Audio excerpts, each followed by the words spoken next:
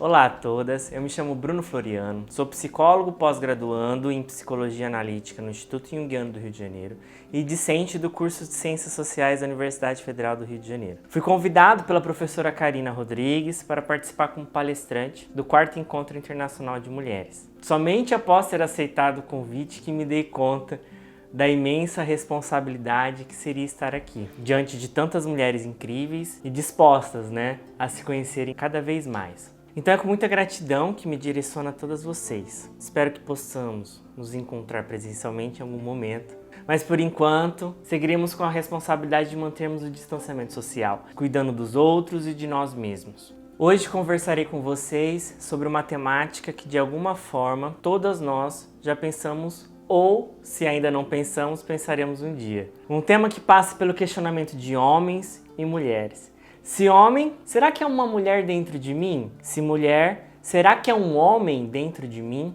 Falaremos mais da energia que faz o contraponto na mulher, o ânimos, a energia do masculino. Mas antes de darmos início a essa questão, proponho um exercício de observação. Eu vou fechar a câmera e vocês os olhos.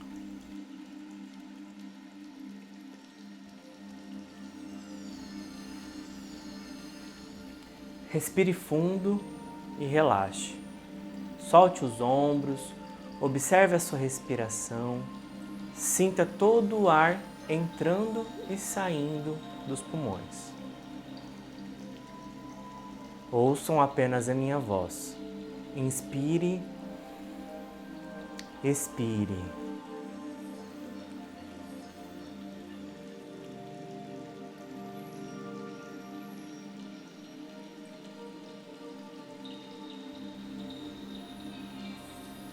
Agora, pense nas suas primeiras referências masculinas.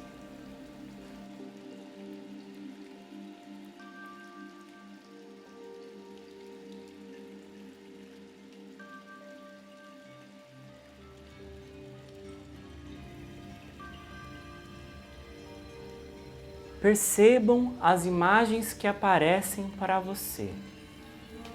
É um homem? São vários homens? Quem são? É um objeto? Observe.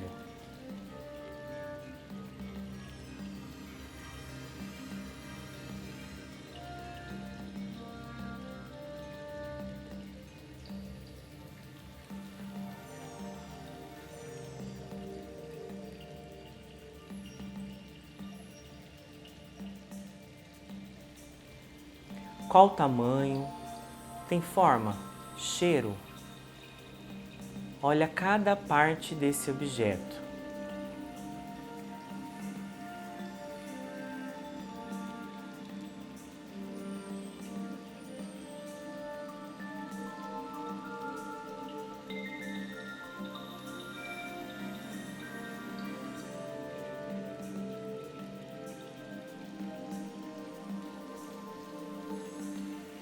Aqui pode gerar algumas angústias em algumas mulheres. Sintam-se seguras, pois vocês estão em si mesmas. Vocês estão no controle. Aqui ninguém poderá feri-las. É apenas uma visitação ao masculino que habita você.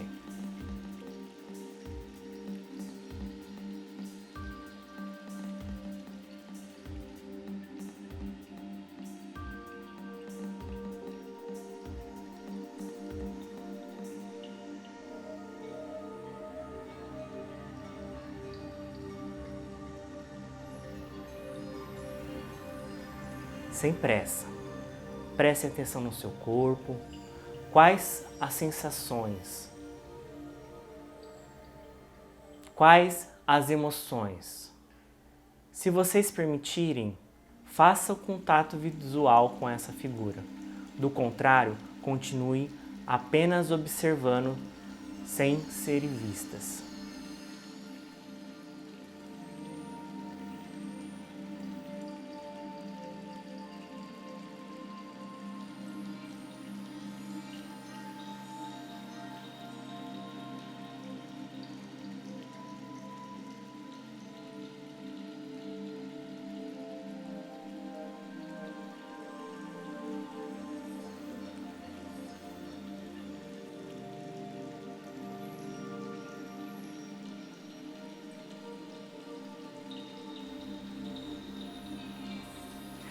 Agora percebam alguma característica que mais chama a atenção de vocês.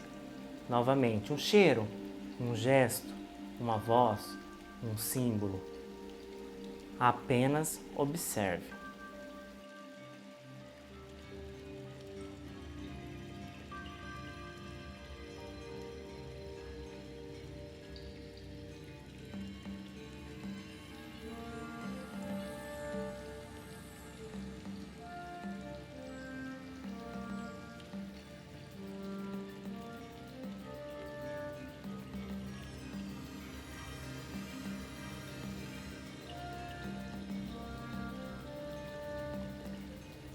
Lentamente, despeçam dessas imagens.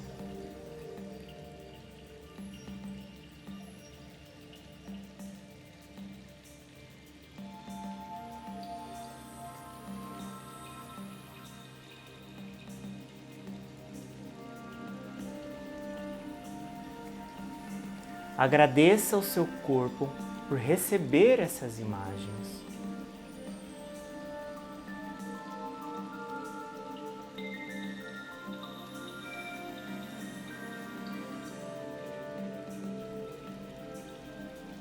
Voltem a concentrar na sua respiração, abrindo os olhos lentamente. Voltamos.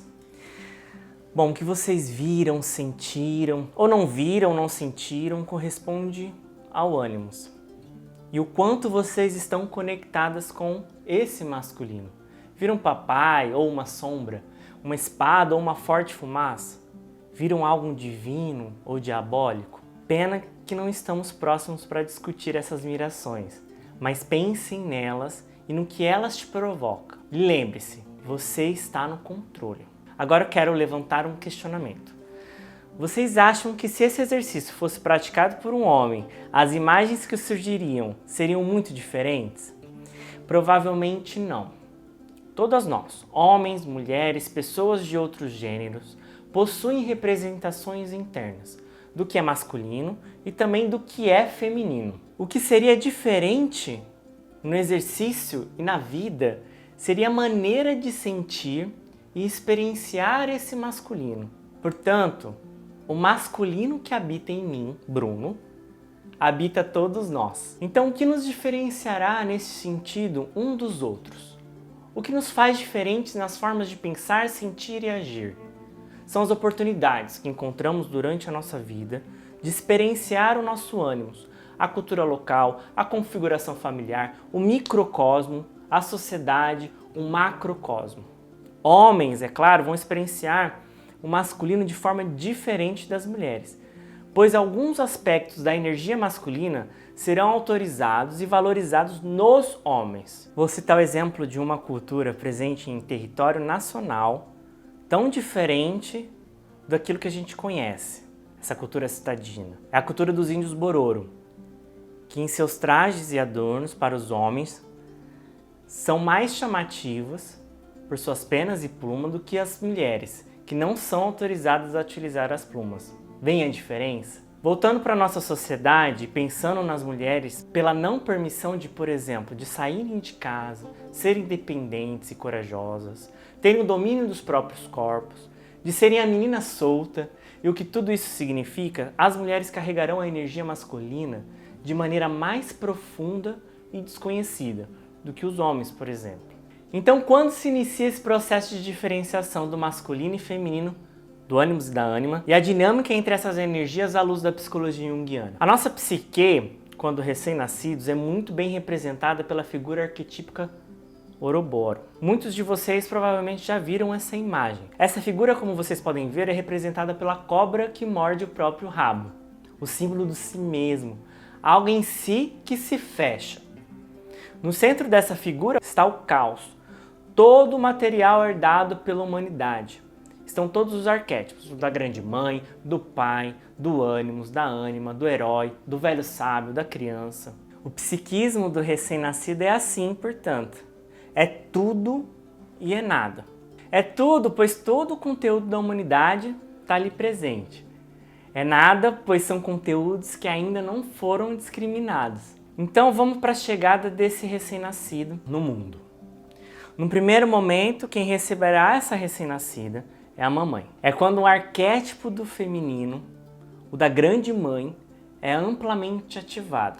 E é ativado não somente na mãe, pois uma única pessoa não conseguirá carregar a quantidade de energia presente no arquétipo. Para vocês terem uma ideia, esse arquétipo é representado pelo planeta Terra. Então ele é ativado em todas as pessoas que estarão em torno do bebê.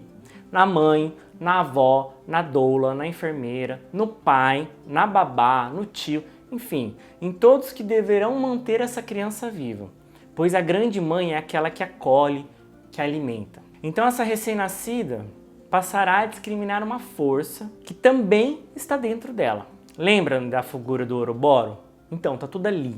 A psique desse bebê começará então a dar conta de um dentro e de um fora. Perceberá o quanto a mãe é criativa ao entretê-la e o quanto ela própria é criativa. Um pouquinho mais para frente, ela passa a se dar conta, se essa for uma menina, de que ela está autorizada em ser tão amorosa quanto a mãe. Num segundo momento, o papel seria do pai. A grande mãe então entrega essa criança para o arquétipo do pai, que é aquele que encaminhará a criança para a vida prática, que falará sobre as normas sociais, sobre a ordem, sobre o trabalho, sobre o material, que dirá não, que trará a força, pois é ele que carrega a criança no pescoço, que levanta os objetos pesados no ar. É nesse ciclo de expansão que o indivíduo passará a diferenciar uma outra energia, um outro arquétipo, que é essa energia masculina. É bom deixar claro que tudo isso não se dá apenas nos gêneros do homem e mulher. É muito mais sofisticado. Aparece também nas imagens, nos símbolos, na linguagem, na mitologia. Bom, tá tudo muito lindo, né? Super família margarina. Papai, mamãe, papai que trabalha, que protege, mamãe que alimenta, que dá amor. Mas a gente sabe que essa não é a realidade de todos, né? Ou melhor, não é a realidade de uma imensa maioria. No Brasil, a gente tem quase 30 milhões de famílias chefiadas por mulheres. Mais de 5 milhões de crianças sem o nome do pai na certidão do nascimento. Então é importante dizer, lembra do arquétipo da grande mãe sendo ativado naqueles que estão envolvidos com cuidado com a recém-nascida? O arquétipo do pai também será ativado na ausência do pai. Será ativado em todos à sua volta. Quem trará esses significados pode ser inclusive a própria mãe, pois muitas vezes é ela que terá que sair de casa para trabalhar, que cuidará das finanças, que será responsável pelo não. Então temos aí novamente uma diferenciação, um masculino sendo percebido por essa criança. Num terceiro momento, a partir do seu contato com o mundo externo, essa pequena criança passa a perceber que existe um outro tipo de relação, que é uma relação mais horizontal, não com pai e mãe, mas com colegas, né? Essa criança passa a perceber que todos ali não emanam apenas palavras de autoridade ou de cuidado. Esse ciclo é que a gente chama de dinamismo da alteridade. É a dinâmica entre ânima e ânimos, que levará os indivíduos para o contraponto delas. Material versus espiritual, familiar versus profissional, sentimento versus razão. É quando percebemos de alguma forma que existem duas energias que atuam dentro de nós. Uma masculina, com uma característica ativa, do fazer, deslocar, atuar. E uma feminina, que é recessiva, de receber, da capacidade de fantasiar, criar, de dar vida. É quando percebemos que existe o eu outro. Eu mundo, eu natureza, eu outra pessoa. Que se reconhece a partir da visão daquele que está fora. E que também percebe o outro em mim, a partir da diferença que eu me conheço. Conheço o outro em mim. Agora a gente vai sair da criança e vamos para a mulher adulta, né? Mas antes de chegar à mulher adulta da contemporaneidade, vamos fazer um pequeno recorte da história recente. Até pouco tempo, a mulher não podia votar, ter vida pública, não tinha o direito da escolha. O seu lugar era o da dependência do homem, estava sob a tutela do homem. Se herdeira, os homens é que passavam a administrar a sua herança. O problema é que essa era a única maneira dessa mulher estar em sociedade. Ela não tinha o direito do controle do seu corpo, dos seus bens, não tinha autonomia, né? Outro dado, agora já da atualidade, são as violências, o feminicídio, a desigualdade de gênero na política, no mercado de trabalho. Quando contraponho trazendo a igualdade, não digo que a mulher deve se tornar um homem, mas que encontre o sagrado feminino dentro delas, encontre o ânimos. Hoje, as mulheres reivindicam seus espaços, lutam pela igualdade de direitos, lutam contra a dominação masculina, lutam pela sobrevivência, como sempre lutaram. Mas nessa disputa, encontraram um oponente e o tornaram inimigo. E esse inimigo também habita o íntimo delas, o próprio ânimos, esse masculino que está dentro delas. Até agora falamos de uma carga positiva do ânimos, do fazer, mas ele também pode ser negativo. Um ânimos que não quer ser subjugado espera qualquer momento de vulnerabilidade para sequestrar essa mulher, como no mito da Perséfone e Hades, onde o deus Hades sequestra Perséfone e a carrega para o submundo. E lá ela aguarda penosamente o resgate. Essa mulher sequestrada por esse deus dentro dela não possui forças para levantar da cama, pois Hades afasta a mulher de qualquer relacionamento humano, sobretudo com homens. Afasta a mulher da realidade da vida. No mais íntimo da mulher, o ânimos negativo vai falar: você nunca será uma boa mulher. Você é feia, gorda, ninguém irá desejá-la por isso. Para que lutar? Você é a mulher, só espera. São frases de um ânimos negativo, que foram tomadas como crenças pela mulher, fazendo parecer que isso pertence a ela. É o que a gente chama de alienação psíquica. Uma outra forma de um ânimos negativo muito energizado na mulher podem levá-las a terem opiniões diabólicas, pois é o pai que dá ao ânimos da filha correções incontestavelmente verdadeiras e retrucáveis. Nós sempre batemos boca com a nossa mãe, não é verdade? Mas com o nosso pai nunca, pois é ele que detém a verdade. Por isso o ânimos pode algumas vezes tomar a figura do demônio da morte que convida a mulher a entrar em discussões intermináveis. Parece que qualquer coisa que o outro faz está convidando-a para a briga. Esse ânimos negativo faz com que as mulheres possuam humores acusadores, um excesso de racionalidade, descrença no amor, uma rigidez que no plano psicossomático pode significar fortes dores no pescoço, quadris. Vemos mulheres dominadas por esse ânimos com uma ânsia pela perfeição, muito autoritárias e controladoras, que podem inclusive se casar com homens com uma ânima negativa. Esses homens eles aceitarão serem controlados. Quando esse arquétipo não a domina no plano da consciência, ele pode ser projetado. Então todas essas características podem vir ser encontradas em parceiros amorosos. Como no conto do Barba Azul, que é o dominador luxuriento, ou a fera que sequestra a Bela, né? Como nas Paixões por Bandidos, a gente vê muito isso romantizado nos filmes hollywoodianos, como no 11 Homens e um Segredo, onde os ladrões são Brad Pitt, George Clooney. O ânimos nos sonhos, por exemplo, são as imagens da brutalidade amorosa, cenas de força e poder excessivo, animais, de enclausuramento, com profetas, demônios, heróis, feiticeiros, de ataques, de bando de assaltantes, quando a mulher está fugindo de algo. Hoje, numa democracia, a mulher tem o direito de escolher, né, de chefiar as suas famílias ou de permanecer em casa, se esse for o desejo da sua alma. Mas entenda que você possui a responsabilidade pelo seu desenvolvimento, e não no desenvolvimento ou na destruição do homem, como a Bela de A Bela e a Fera, ou a Eva de Adão e Eva. Adão mordeu a maçã porque quis, não é verdade? O seu compromisso é transformar o ânimos que habita em você. Faça aquele exercício algumas vezes, observe. Você reconhece esse masculino que está dentro de você? Como está o seu fazer, a sua vontade de expandir? Como está a coragem para sair desse casamento desastroso? A sua vida financeira? Como está a sua vontade de ganhar dinheiro? Entenda que você pode tudo, para que consiga então enfrentar esse mundo.